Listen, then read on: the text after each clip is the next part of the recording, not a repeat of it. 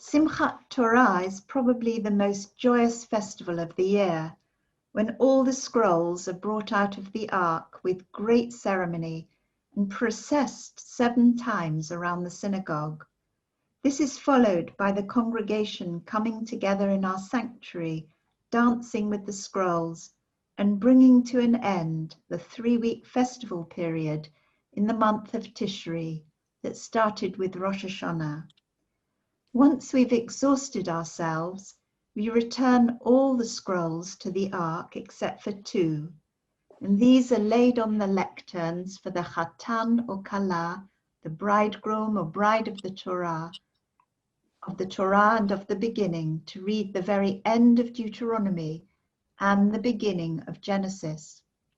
In these unusual times, however, we are unable to handle the scrolls in the way that we'd like to, and instead thought to celebrate the eternal cycle of the Torah, not only by reading from the very end and beginning of the Torah, but by exploring the way a Sefer Torah, a scroll, is created. There is no better person to do that than our guest this evening, who is Avielah Barclay, the first female scribe in 250 years, trained in the traditional art of Hebrew calligraphy, and as it is used in the creation of Sifrei Torah, Ketubot, Mezuzot, and Megillot. Avielah, we are delighted and honored to welcome you virtually to the LJS, and thank you for being so willing to record this for us before the festival and answering some of our questions. It's my pleasure, Rabbi. Thank you for inviting me. Now, you are the first Soferet, the first female scribe in 250 years, but as I understand it, the Talmud and Maimonides, among others, forbid women from becoming scribes. So how do you end up being a scribe? And when did women first start taking up this role? Well, there's a very long answer to that, but I will try and give you a short one. There are several authorities who actually support women becoming soferot, even mandate that women should become soferot. However, because we haven't had a Sanhedrin, then you can't follow through on things like that. There's a lot of authorities, including some Rishonim, some Acharonim, the earlier authorities and the later authorities. So these are all after the Talmud was written. But certainly there were rabbis at the same time as Maimonides. Maimonides, who was saying women shouldn't do this because, oh, they might make a mistake, for example. That's one of the things that he said, because we all know that men would never make a mistake. But very important rabbis, like they include the Ramah and Rabbi Israel Meir Kagan, the Chofetz Chaim. He actually had some positive things to say about women and Sofrut. The Tur, the Drisha, the Shach. It's a very long list. It's even longer, but it's just really a bunch of names. But I have all the sources for anyone who's interested in the sources. I have all the sources, and it makes very interesting reading, having all these men argue over thousands of years over whether women can do this or not do this, etc. But in the meantime, while they were arguing, there were some women who were actually just doing it. Like I said, Sarah Oppenheim, who was Rav David Oppenheim's daughter in Prague about 250 years ago. She was the last Soferet before I became a Soferet.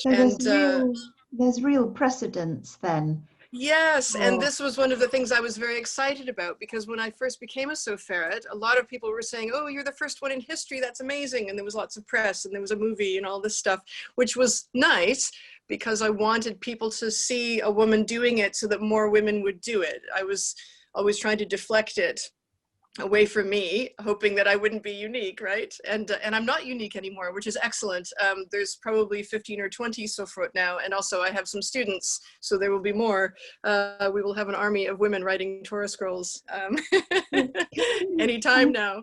Can you So move on to the Torah scrolls? I mean, yes. how do you begin to create a Sefer Torah? What are your materials? What are your implements? What's the story And I that think, accompanies you? yes, and I think that we can take an advantage of this being recorded from your home. And if you have something to show us, because it's a mystery for me, although in a way, I deal with the scroll on a weekly basis. If you can just show us a little bit, that would be, I think. Sure, absolutely.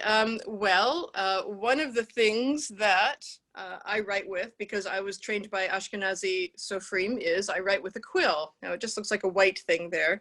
This is a turkey quill, but I've taken the fletching off. I've taken the feathery bits off, and I've carved it into a point, into like an oblique point, into basically a calligraphy pen. Ashkenazim tend to use feathers, but Sephardim and Mizrahim tend to use reeds. And this is an Iranian reed. It's called a kalam if you're an Islamic calligrapher, and it's the same word as kulmus, which is what we call them, but it's a Greek word really. But you can use bamboo, anything like that. It would have to come from a kosher bird if you're going to use a feather. There's a verse in the Torah that says, you know, it will be in your mouths, the Torah in your mouth, right? And so basically the rabbis interpreted that to mean that you can only use materials that you would otherwise be able to eat. So that's why we use gidin. This is a ball of gidin. This is the material that we use to sew the yuriot, the sheets together, the pages together.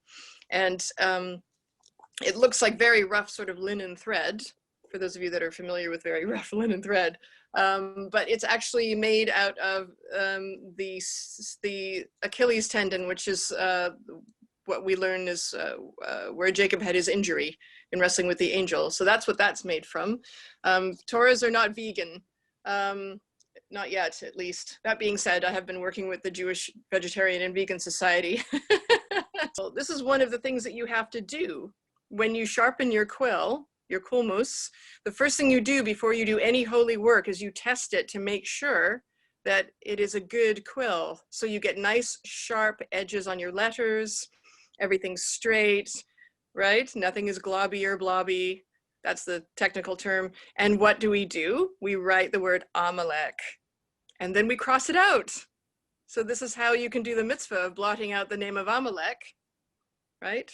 And then you save them up, and then Erev Tisha B'Av every year, you burn them.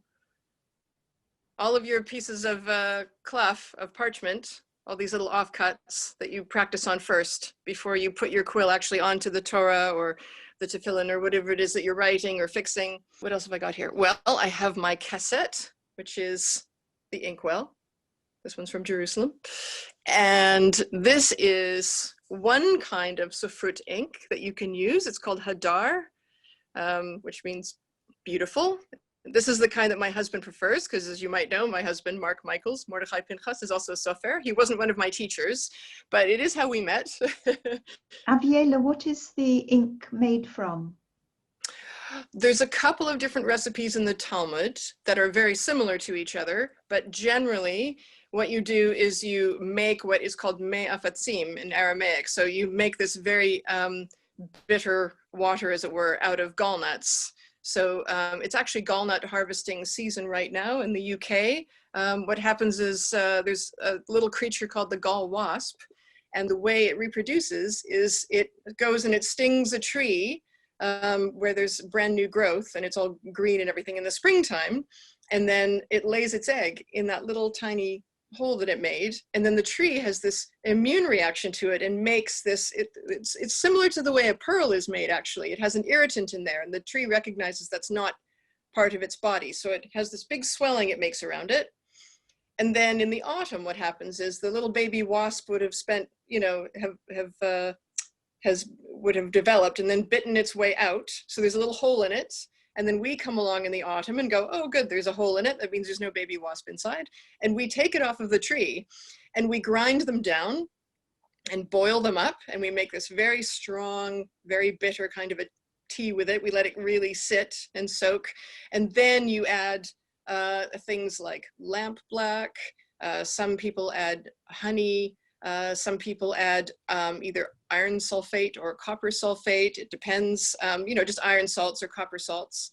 It depends on the recipe, but I have not yet been able to make any that I thought was good enough to actually make for a client and actually use in a piece that I was selling, or good enough to use in any kind of restoration or conservation work. So what I do is I just buy mine from the experts. So we, when we go to Jerusalem, we always buy the kinds of ink that we prefer, each of us, and bring a stash home, basically. So. And when you've got all your implements assembled, how do you begin to write? Are there certain traditions that you must adhere to when you create a Sefer Torah, for example? How many lines there are in each column? Is the layout of the column the same in every single scroll? It's not. When you make the parchment, you're supposed to make a declaration that you're doing it for the sake of heaven and for the sake of the mitzvah of Sefer Torah. And then you stretch it, and that's a whole process, making parchment. And when it comes to things like doing the layout, what you do is you don't draw lines, you score them into the parchment. And you use what's called a sargel.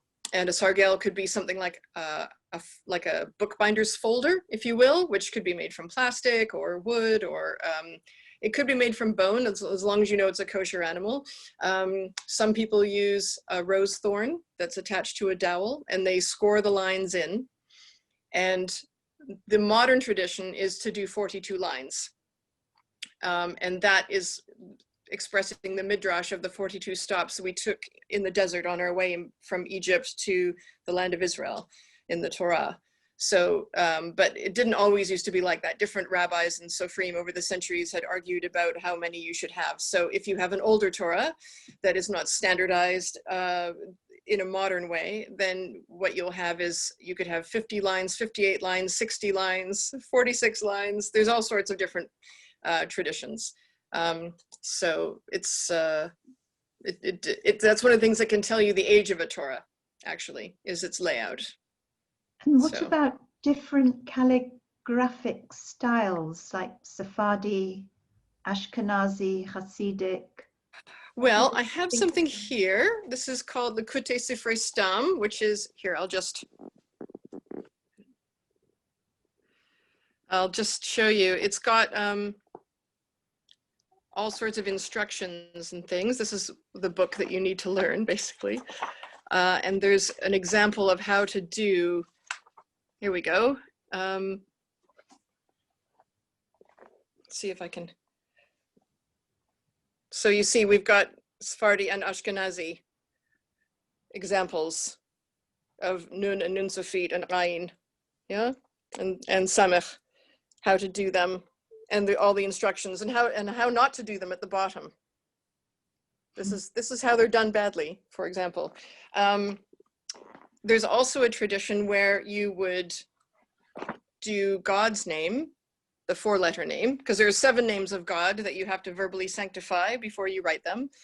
And there's this book, which is actually all handwritten, this book.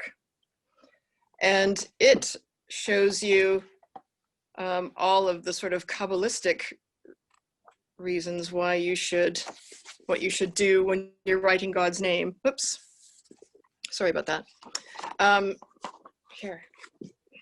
And one of the interesting things that you learn in this book is that you should write God's name in a particular way. Mostly only Hasidic sofrim do this. I've got a Torah here that I'm going to show you. Now, can you see God's name there? The 4-letter name? Mm-hmm. So can you see how, now this is sort of an Ashkenazi written Torah, but can you see how the 2 Hays are written slightly differently? the little left leg is different. The first hay has like a narrower left leg and it's got a little curve to it. And then the last hay has the thicker leg. Mhm. Can you see that? Yes. Yeah. Okay. So the Hasidic way is to write God's name like that because there's a belief that the Yud is the dad and the first hay is the mum and the Vav is the son and the second hay is the daughter. And so because there are two hays, you don't want to confuse the mum energy with the daughter energy, right? Like the M and the bat, those are, even though all mums are daughters, not all daughters are mums, right? So it's a way of recognizing that these two different kinds of female energy. And I know that sounds like I'm starting to, sound like a bit of a hippie, but that's a particular Hasidic tradition. And you will find that.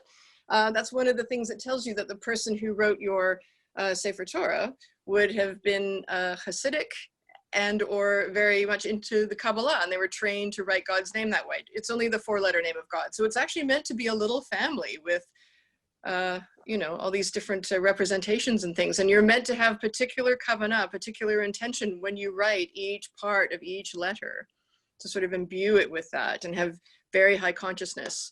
We're not allowed to sign our work because it's not about us, right? But you can actually tell.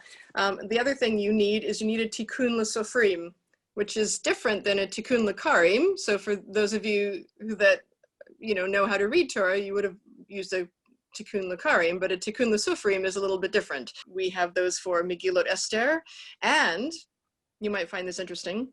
This is a Sephardi one, and this is an Ashkenazi one. And it's not just because the writing is different, it's that there's a few differences in the words, actually.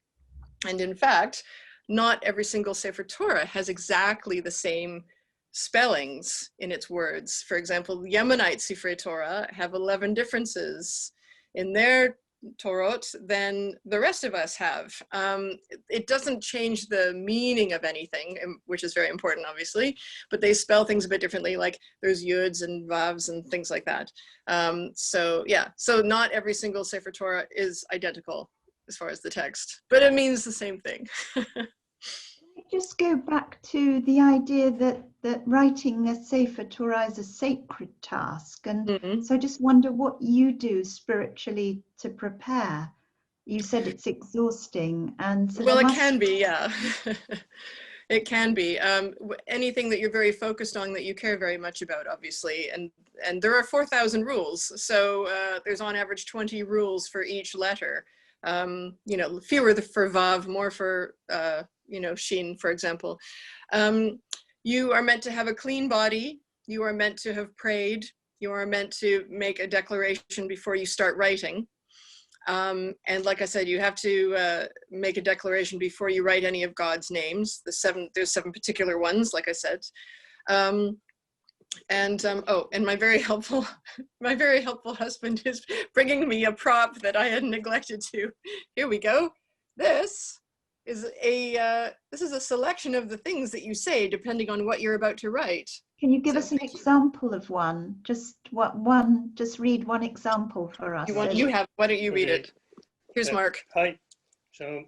יהי רצון מלפניך השם אלוהי ואלוהי אבותינו שתשרה שכינתך במעשה ידיך. So basically it's a prayer that says, God, can you make sure that I'm not going to make a mistake? This is very holy work.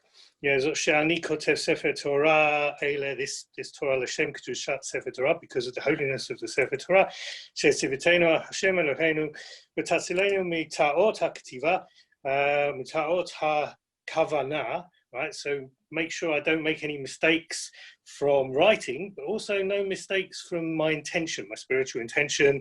Amen ken yeh ratzon. So that basically explains, if I go wrong, it's not my fault. Please, I'm praying to you to make sure. And then when you get to God's name, you'll say that you're writing God's holy name, and then there's the list of different the different names. Yes. So thank you. That's right. He reads Hebrew much faster than I do, so I thought that would be more efficient.